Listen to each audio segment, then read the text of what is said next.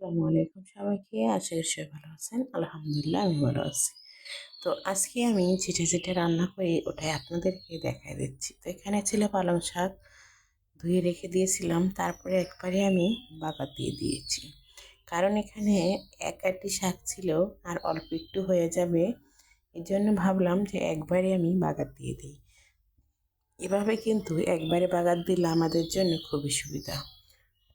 কারণ রমজান মাসে আমাদের কিন্তু মহিলাদের আর মা বোনদের বিকালে একটু সময় থাকে না, যার জন্য এইভাবে যদি আমরা রান্না করি খুব তাড়াতাড়ি হয়ে যায়।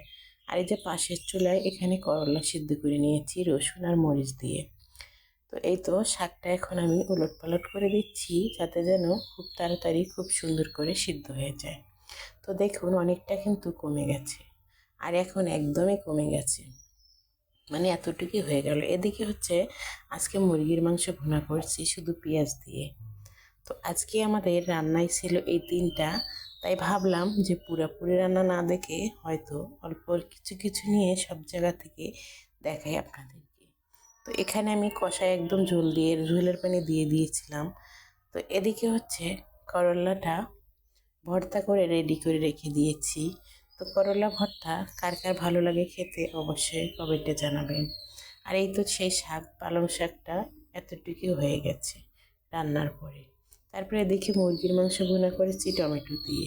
তো সব কিছু রান্না হয়ে যাওয়ার পরে আমি প্লেটে খাবার নিয়ে নিয়েছি। করলার ভর্তার সঙ্গে কিন্তু কাঁচামরিচ খেতে